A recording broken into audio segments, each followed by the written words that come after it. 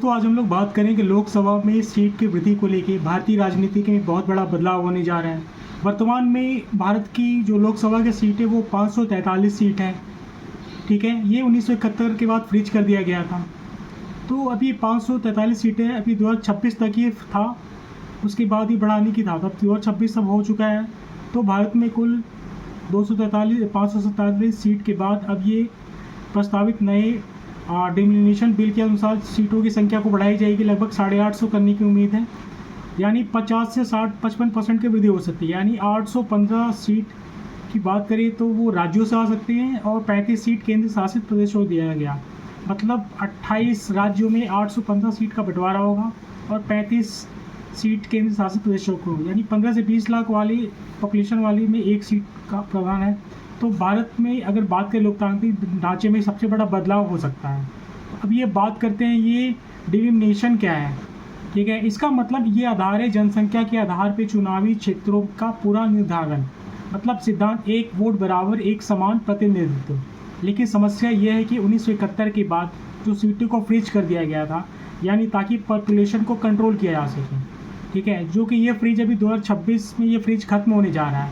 अब ये सीटों के पीछे बढ़ाने के पीछे क्या तर्क है, तो सबसे पहले बात करते हैं बेहतर प्रतिनिधित्व की बात करें तो एक सांसद 15 से 20 लाख लोगों का प्रतिनिधित्व करता है संसद में। सीटों की संख्या इससे बढ़ने से, अगर सीट बढ़ेंगे तो ये संख्या 15 से 20 लाख वाली कम हो जाएगी। लोकतंत्र को मजबूती मिलेगी, ज़्यादा एमपी होगा तो ज़्यादा डिबेट्स हो सकता है और बेहतर अकाउंटेबिलिटी तय की जा सकती है। महिलाओं के लिए आरक्षण की बात करें तो 33 सीटों के महिलाओं के आरक्षण करने का प्रस्ताव था।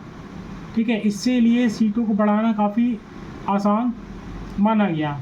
जो बात करें 73 और 74वें संविधान संशोधन के तहत जो म्यूनसिपल कॉर्पोरेशन में 33% महिलाओं को सीट दी गई और 74 में जो मेयर में भी, जो काउंसलर में भी बढ़ाने का, जो महिलाओं का जो सीट बढ़ानी हुई तो इसमें आरक्षण महिलाओं को मिला। अब बात करते हैं असली मुद्दा क्या है, कौन जीतेगा कौन हारेगा। तो यह मुद्दा सबसे बड़ा राजनीतिक पहलू है। उत्तर भारत से में इसको काफ़ी फ़ायदा हो सकता है क्योंकि उत्तर भारत की जनसंख्या काफ़ी है, क्योंकि उच्चतम जनसंख्या यूपी, बिहार, इन राज्यों में सीट की संख्या बढ़ सकती है। ठीक है, लेकिन बात करें तो दक्षिण की तरफ से भारत की चिंता हो सकती है कि तमिलनाडु, केरल, कर्नाटक जैसे राज्यों में पॉपुलेशन कंट्रोल पहले से करा हुआ है। हालांकि उनकी रिलेटिव पॉलिटिकल पावर घट सकती है। इससे कहा जाता है कि डेमोग्राफिक पेनल्टी भी हो सकता है। अब दूसरी बात करते हैं, बहुत महत्वपूर्ण विषय से बात करते हैं। भारत एक क्या है, संघीय देश है, मतलब यूनियन प्लस स्टेट्स। ठीक है, लेकिन अगर सीटें भारत में ज़्यादा बढ़ती हैं तो संसद में शक्ति का संतुलन बिगड़ सकता है। संभावित स्थिति की बात करें, एक क्षेत्र में सरकार बना सकती है। एक क्षेत्र अगर अकेली सरकार बनाएगी तो संविधान संशोधन भी संभव हो सकता है, लेकिन बिना राज्यों की सहमति से।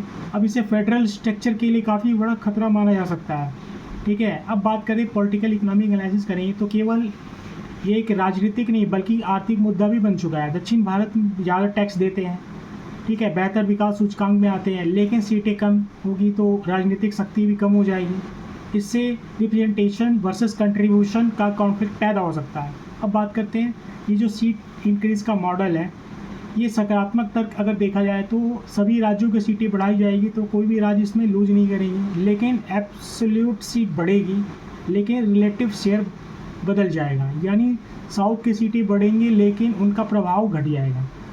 अब गवर्नेंस चैलेंज की बात करें तो लगभग 850 प्लस एमपी की अगर सीट हो जाती है तो संसद में डिबेट मैनेज करना काफ़ी मुश्किल हो सकता है। डिसीजन मेकिंग धीमा हो सकता है, क्वालिटी ऑफ डिस्कशन काफ़ी कम हो सकती है। वर्तमान राजनीतिक विवाद की बात करें तो वर्तमान राजनीतिक विवाद में हाल ही में देखा जाए सीट बढ़ाने और महिला आरक्षण से जुड़ा जो बिल पास नहीं हो पाया, इससे लेकर उत्तर बनाम दक्षिण में विवाद काफ़ी बढ़ गया है।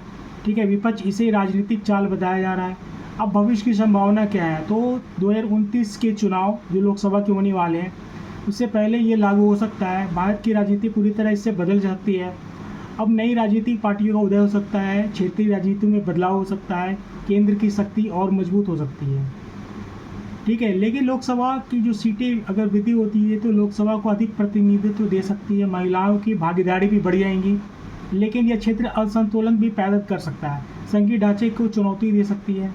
तो लोकसभा सीटें बढ़ाना केवल एक संख्या का बदलाव नहीं है, बल्कि भारत के लोकतंत्र में जो संतुलन और भविष्य की दिशा तय करने का एक ऐतिहासिक निर्णय है। आप क्या चाहते हैं प्लीज़ हमें कमेंट करके बताएं। धन्यवाद।